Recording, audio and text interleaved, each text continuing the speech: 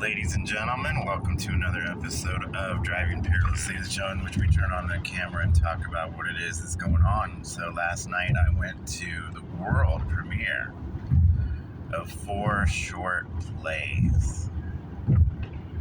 So playwrights submitted their short plays, actors were chosen, directors were chosen, and I saw 4 of them in one evening. What's interesting to me about that is they don't have any connection to one another, but because you see all 4 in one night, you feel like you went to a show. But I saw 4 shows, and altogether, my impressions are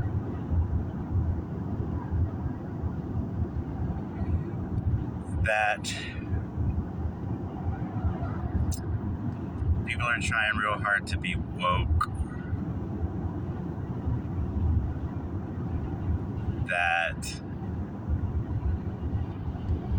That means that they're blurring the lines between male and female.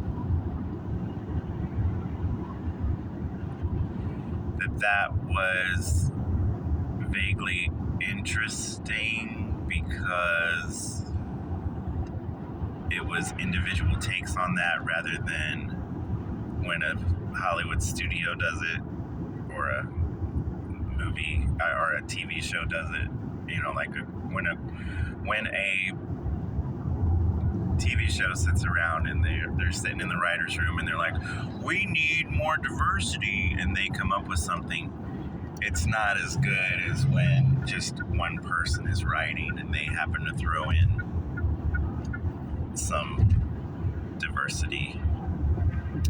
And it's not just diversity. Let's see, diversity, inclusiveness,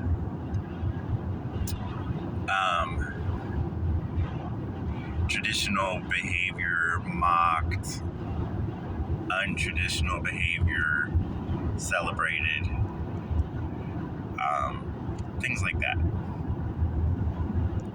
But when I said they were trying real hard, maybe they weren't trying real hard at all. Maybe it's just included in their work because that's what they grew up with that I didn't grow up with. So that's what I notice. I don't know.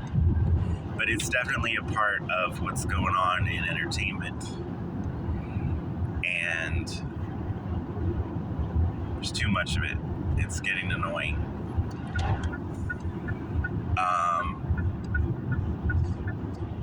Although, if this was the only example, if last night was the only example of this, it wouldn't have bothered me at all. I would have found it interesting. It's just the envelope is pushed too much, and so now it's become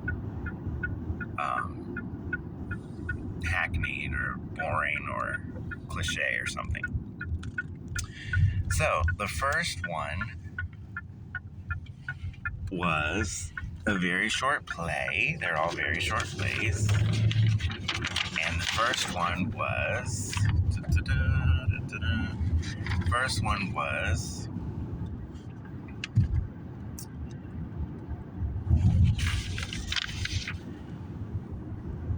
a woman who had no trouble sharing her with a stranger but did not want him to have any rice cakes. And that wasn't the focus of the story. The focus of the story was how she couldn't get the guy to leave, and so she called her friends to get the guy to leave. But to me, the point was that she valued her snacks more than herself. And I find that very disturbing.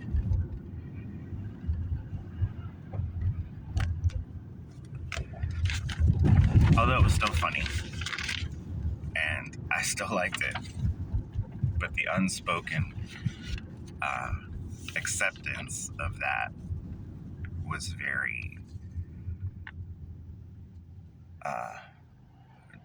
sad. The second one was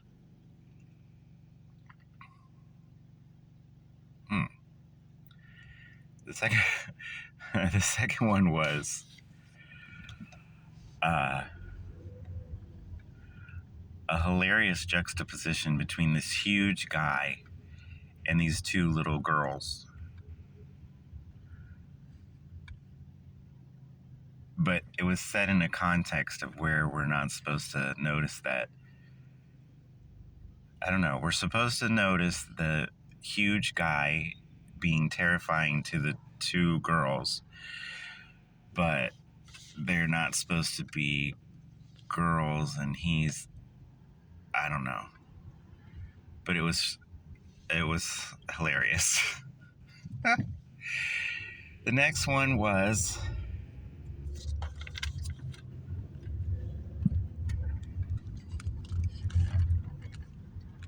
also a very short play, world premiere.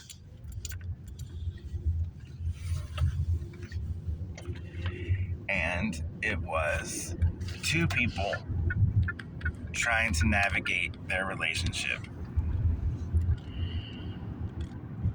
So already that can be very painful, right? Well, but two people trying to navigate their relationship by trying not to be too male, because men are obviously evil. Now that could be a complete overstatement, but that's what I got out of it. And it's unfortunately very true, because women want a man, but they say they want a man that's not like a man. So what are we supposed to do? Be a man or not be a man? So they're right. People should just be themselves, but the themselves that they choose to be is tricky. It was very touching. Those last two, they got very emotional, and I don't know, as an actor, if I could have played any of those parts, because they just got loud and emotional, and that's hard for an actor to do, so I applaud them. The last one was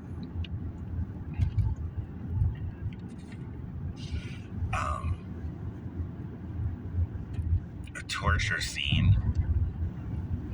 Somebody tied up with a bag on their head and hit with a bat or a stick or something, and a pipe, and screaming, and yet it was funny. They all were funny, and they all played with the idea of serious things being funny, which can be very interesting.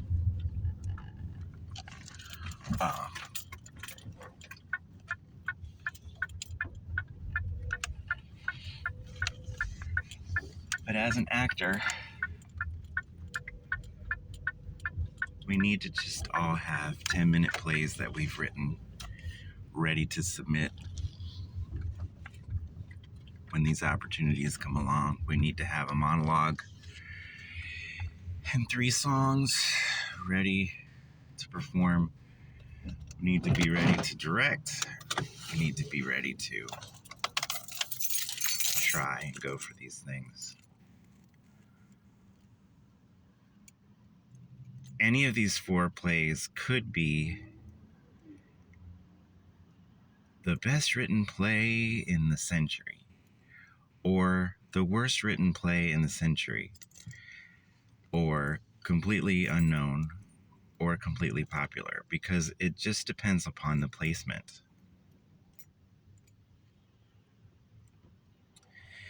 If these people keep trying,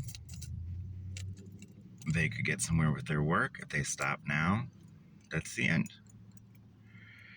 So people looking back make those decisions, but they can only choose from among the things that they've been exposed to and compare it to their own experience, and with the right actors, the right setting, the right whatever, all of them could be very good. And any play can be very bad. So it's a little too deep, disconcerting.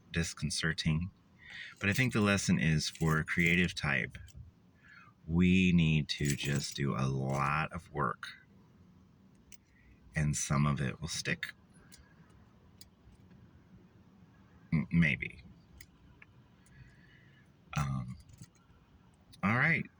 So lately I've been watching a creative, Roseanne Barr, just talk off the top of her head about all the things that are going on in her head as a creative person.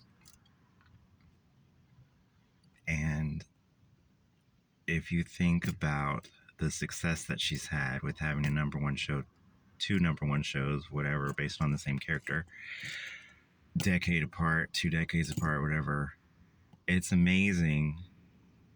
But she, like all creatives who are successful, has probably had hundreds of other creative things that no one's ever seen. But those stuck and changed the face of entertainment, if not society. Which sounds like an overstatement to some people, but you can't be the number one in anything without changing it to some degree. And TV was a huge part of the American psyche during her first run. And unimaginably huge. And during her second run, huge. So, that's it for today. Good luck to all the creatives out there.